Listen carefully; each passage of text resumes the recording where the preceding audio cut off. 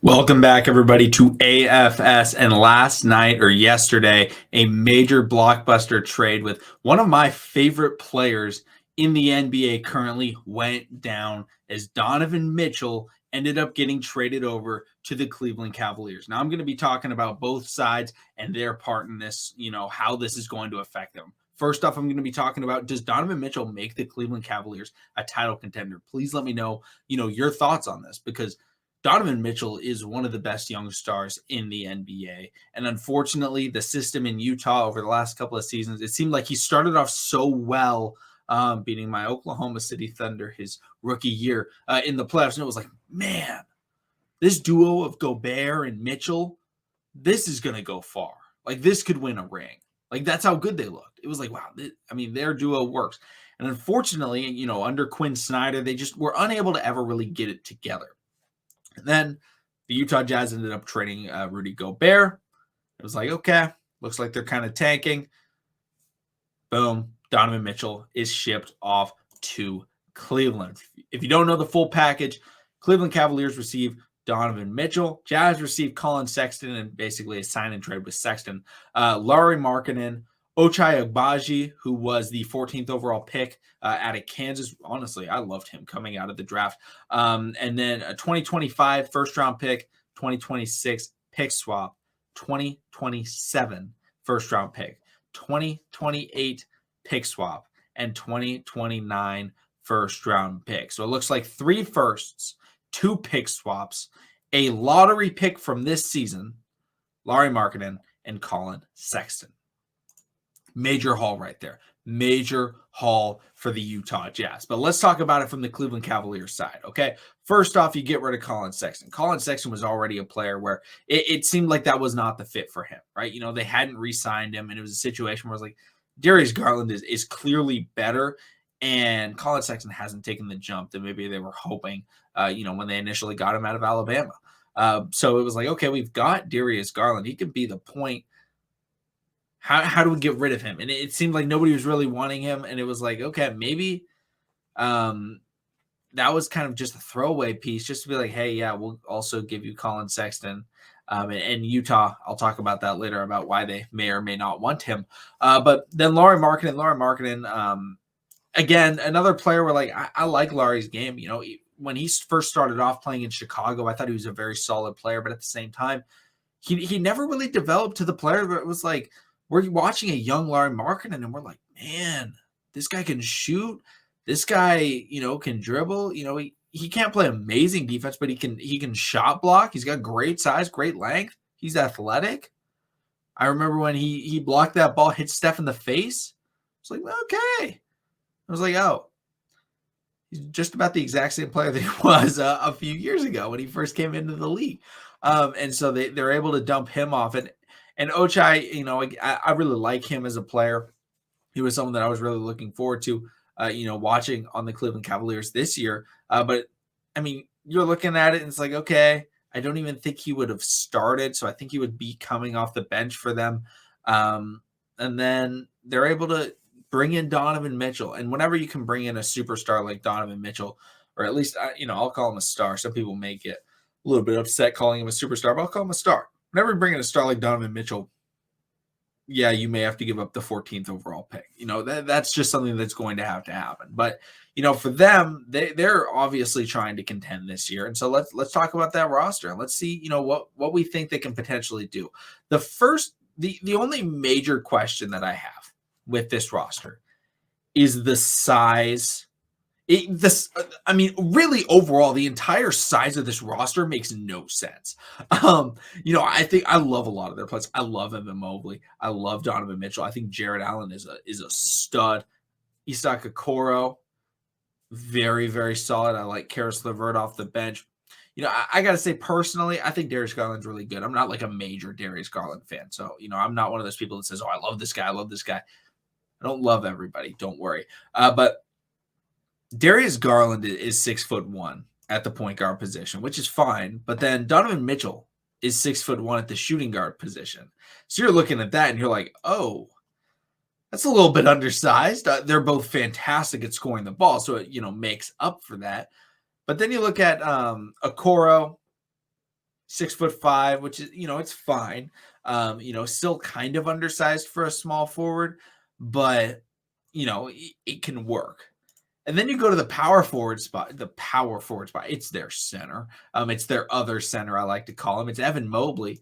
And you got two basically 7-footers in Evan Mobley and Jarrett Allen. It's really weird. Really weird size on this Cleveland Cavaliers team. But that, I'm not saying that's not going to work. I just think it's like really unique, and I'm really excited for it. But overall, this is a team that's very athletic. This is a team that in transition is going to be very scary. I mean, even Jarrett Allen can run. Evan Mobley can run. Okoro can run.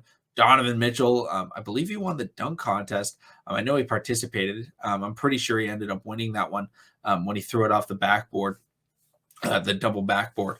And then Darius Garland, athletic guard. I mean, this team is going to be running in transition. I mean, that is what I see out of this team is transition. I mean, like, you're going to drive into the paint. You're going to try and make a layup. You're going to try and throw up a shot. And one of those bigs is going to swat it out of your face, right? One of those volleyball spikes. If one of the Cleveland Cavalier players picks that up, it's over. Like, it's a bucket. Because Donovan Mitchell and Okoro and all those guys are all running up the court.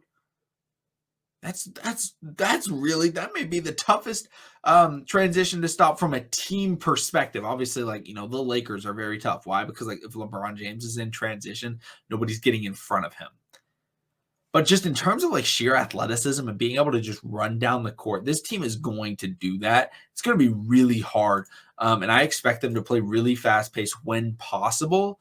And then defensively, the benefit is they're going to have a really good interior defense. The only question I have is, how can Donovan Mitchell and Darius Garland hold up if they go up against those, better guards in the NBA, Damian Lillard, Steph Curry, those types of players. But the benefit is they're not going to be able to drive, and get those shots over the, the big two down low. So I really like this move for the Cleveland Cavaliers. Obviously their bench is solid. Raul Neto looks like is their backup point guard. As a backup, that's not horrible. Really, they're running their backup offense through Karis LeVert and then Kevin Love. And then they typically switch out Evan and Jarrett Allen at some point. So that's always going to be, typically one of the centers in the game. So I think it's a really good roster. But the question is it a contender? How does this team match up against the contenders in the East? Remember, they're in the East. I think the East is once again going to be more difficult than the West. I think the roster that they have, whether it's the Boston Celtics who are just in the NBA Finals, the Milwaukee Bucks, who have Giannis, Nets who have KD and Kyrie, the Sixers who have Embiid and Harden.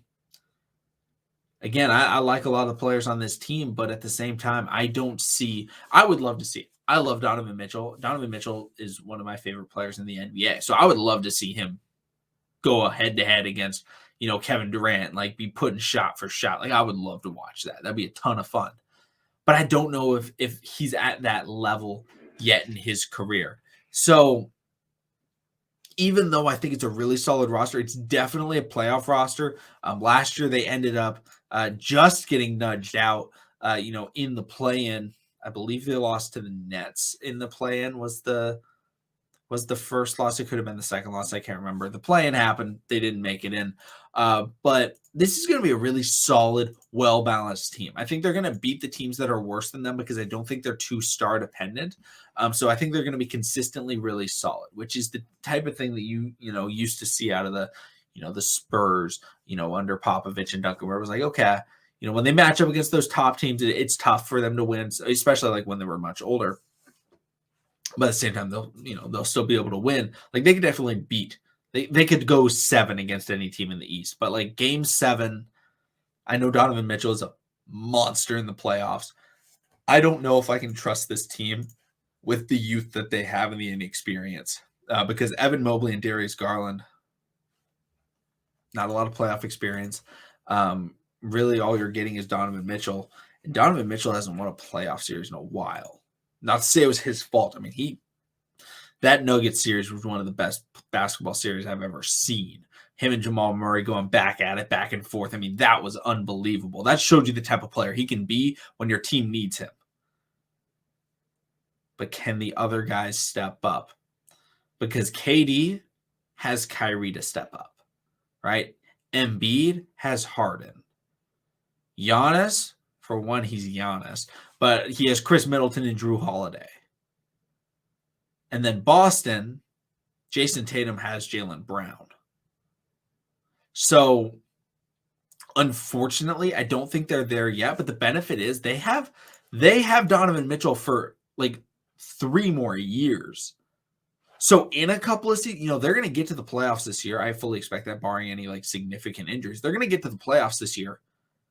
They're going to start getting that experience. So, in 2 years, this could be a very, very good team in the NBA that, could absolutely be contending. But I have to say right now, I don't see them as contenders.